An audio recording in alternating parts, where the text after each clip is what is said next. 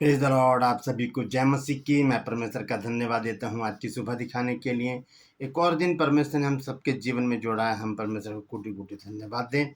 बहुत दिनों के बाद, लगभग 4 दिन के बाद मैं वीडियो बना रहा हूँ, क्योंकि थोड़ा बिज़ी था मैं, और क्योंकि दिल्ली का माहौल भी थोड़ा-सा गरमाया हुआ है, तो बहुत सारी चीज़ें ऐसी एक साथ हो गई कि मैं वीडियो नहीं बना पाया।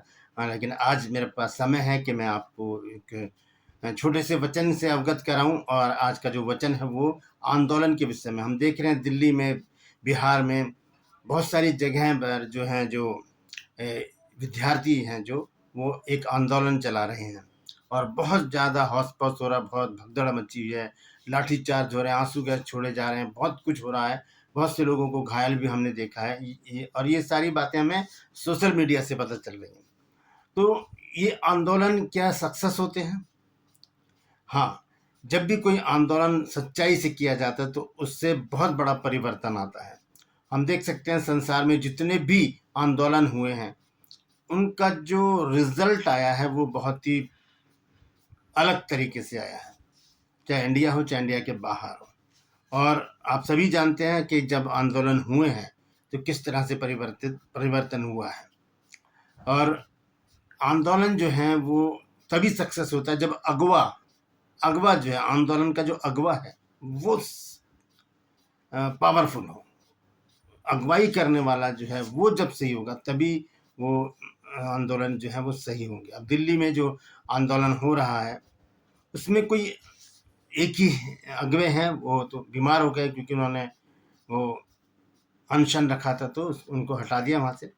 और आगे की कार्रवाई मैं नहीं जानता, क्योंकि ज़्यादा इसमें मुझे जानकारी नहीं है। बस इतना पता है कि जो कुछ भी हो रहा है वो हम फ़ोन पर देख रहे हैं, सोशल मीडिया पर, क्योंकि मेन स्ट्रीम जो मीडिया है वो ये नहीं दिखा रहा है, वो उनकी खबरें अलग ही हैं। चलिए, ये तो खैर कोई बात नहीं, ये तो संसार का हिस्सा है। लेकिन मैं आज आपको बताना चाहता हूँ, 2 आंदोलन ऐसे हुए जहाँ पर बहुत ही बड़ा परिवर्तन आया। एक पुराना नियम है और एक नया नियम है। मैं बाइबल की बात कर रहा हूँ।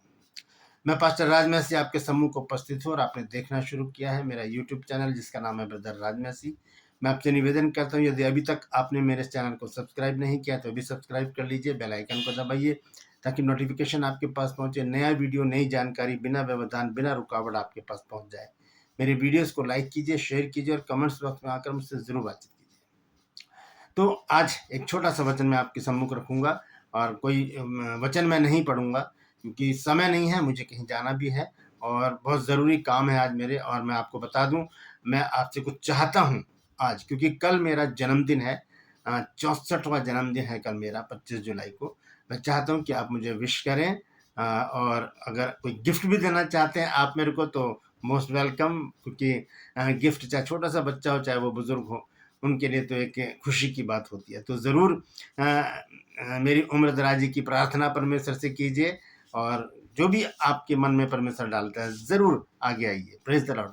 तो इस जन्मदिन को हम सब मिलकर मनाएँगे कल, और परमेश्वर को मैं धन्यवाद देता हूँ कि परमेश्वर ने बीते साल मुझे सँभाला, मेरे पाँव को ठोकर खाने से, मेरी आँखों को आँसू बहाने से, और मेरे प्राण को मृत्यु से बचाया। मैं परमेश्वर को कोटि-कोटि धन्यवाद देता हूँ।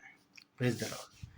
आइए वचन में चलेंगे, और वचन नहीं पढ़ूंगा मैं, आपको वैसे ही बताऊंगा कि जब इजरायली लोग 430 साल की गुलामी में वहां पर बिलख रहे थे, रो रहे थे, परेशान थे, क्योंकि मिस्र में जो एक नया राजा आया था, फिरौन फिरौन फिरौन जो है नाम नहीं है, एक उपाधि है।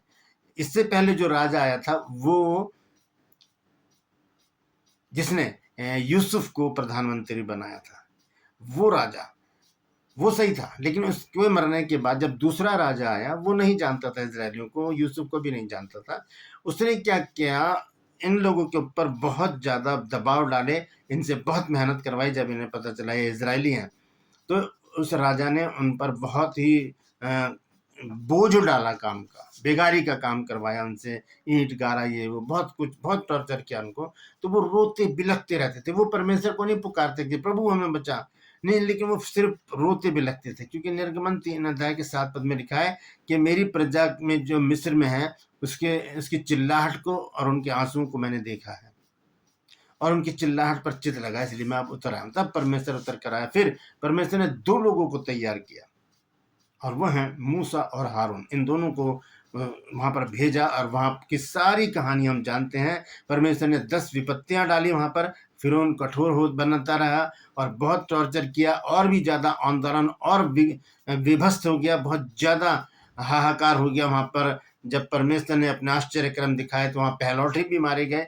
बहुत ज़्यादा बड़ा ये आंदोलन था, क्योंकि जो लाखों लोग मिस्र में थे, उनको ऐसे इजीली निकाल लेना मूसा के लिए आसान काम नहीं था।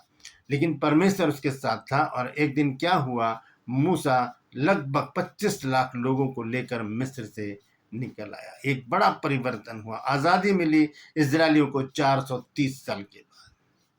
दूसरा आंदोलन कब आया? जब यीशु मसीह का आगमन हुआ। जब यीशु मसीह पैदा हुए, यीशु मसीह के पीछे हजारों लोग चलते थे, हजारों लोग। यीशु मसीह ने 12 चेलों को नियुक्त किया और उनके साथ पैदल चल चल के लंबी लंबी जो यीशु मसीह ने जो है यात्राएं की, और शहर से शहर जा जाकर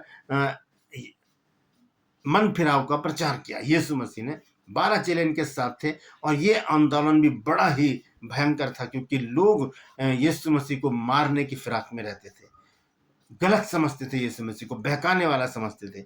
और एक दिन ऐसा आया कि यीशु मसीह को क्रूस पर लटका भी दिया। हमने देखा पुराने नियम में जो अगवा था वो मूसा था। उसने पूरी जिंदगी अपनी दे दी, 40 साल तक वो ये इजरायलियों के साथ चलता रहा।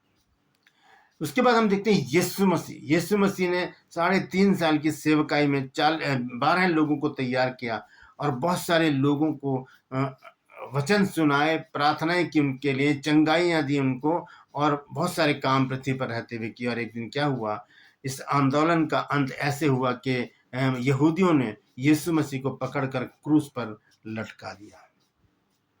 क्रूस पर लटका दिया तो वहां पर आंदोलन समाप्त नहीं हुआ।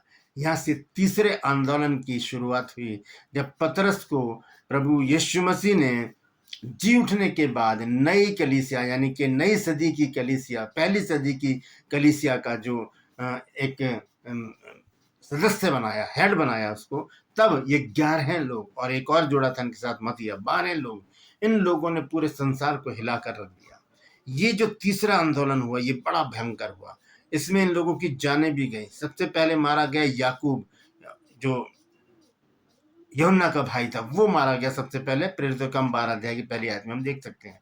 तो ये तीसरा जो आंदोलन था, ये बड़ा जबरदस्त था, और इसके द्वारा क्या हो गया, बाइबल पूरे संसार में फैल गई। तो आंदोलन कभी भी निष्फल नहीं होते, बशर्ते के अगवा जो है वो मूसा की तरह हो, अगवा जो है वो यीशु मसीह की तरह हो, अगवा जो है वो पतरस की तरह हो। तभी जो है हमारे जो आंदोलन होते हैं वो सक्सेस होते हैं। ये मैंने इसलिए आज आपको ये वचन दिया है, क्योंकि अभी माहौल हमारे देश का ऐसे ही चल रहा है, और विदेश में भी विरोध होना शुरू हो गया है। तो हम प्रार्थना करेंगे उन बच्चों के लिए, उन सभी के लिए, सरकार के लिए, कि बातचीत से सारी बातें सुलझ जाए, कोई हाथात ना हो, किसी की मृत्यु ना हो, सब कुछ आसानी से इजीली हो जाए। Praise the Lord. परमेश्वर इन वचनों के द्वारा हम सबको आशीष दे। यदि आज आपने कुछ नई बात सीखी है तो कमेंट्स में जरूर लिखिएगा, और इस वचन को शेयर कीजिए ताकि और भी लोग इन बातों को जानें। क्रूपस में आज का सवाल है कि आपको बताना है कि जब परमेश्वर ने मूसा और हारून को मिस्र में भेजा था, तब उनकी आयु कितनी थी? जानते हैं तो कमेंट्स में लिख दीजिए, नहीं तो डिस्क्रिप्शन में आपके सवाल का जवाब मिल जाएगा। और अगर आप चाहते हैं हमारे बाइबल स्कूल से कॉरेस्पॉन्डेंस कोर्स करना, 1 साल का कोर्स है, तो इस नंबर पर मुझे व्हाट्सएप मैसेज करके लिखिए कि मुझे BBS कोर्स करना है, बेसिक बाइबल स्टडी। उसी समय आपको पूरी जानकारी दी जाएगी, और इसी नंबर पर आज आप हमारी बाइबल कॉलेज की बुक्स भी परचेस कर सकते हैं। Praise the Lord. आइए अंत में एक प्रार्थना करके मैं समाप्त करूंगा। प्रभु जी, मैं धन्यवाद देता हूं आज की इस सुंदर वचन के लिए, जिसके द्वारा प्रभु तो हमसे बोला, हमसे बातचीत की। जितने भी लोगों ने इस वचन को सुना है, उन सब पर मैं तेरी आशीष बोलता हूँ। हर एक को आशीषित कर, हर एक की रोग, बीमारी, चिंता, परेशानियों को अपने सामर्थ्य नाम के द्वारा दूर कर दे। यीशु नासरी के नाम से मांगते हैं, आमीन। Praise the Lord. तो धन्यवाद देते हैं परमेश्वर को। याद रखिएगा, कल मेरा जन्मदिन है, और मैं चाहूँगा कि आप ज़रूर मुझे, जो मेरे बुजुर्ग हैं, मुझे आशीर्वाद दें। जो बच्चे हैं मुझसे मुझे विश करें, जो मेरे बराबर के हैं वो भी मुझे विश करें। अगर परमेश्वर आपके मन में कुछ डालता है तो मुझे गिफ्ट देने के लिए, तो ज़रूर आगे आइए, मुझे बहुत अच्छा लगेगा आपका गिफ्ट।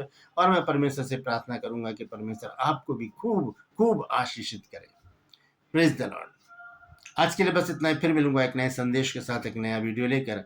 तब तक के लिए मुझे इजाज़त दीजिए, लेकिन अपना और अपनों का ख्याल रखिए। और याद रखिए, आंदोलन कोई भी हो, अगर अगवा सही होगा तो वो आंदोलन सक्सेस जरूर होगा।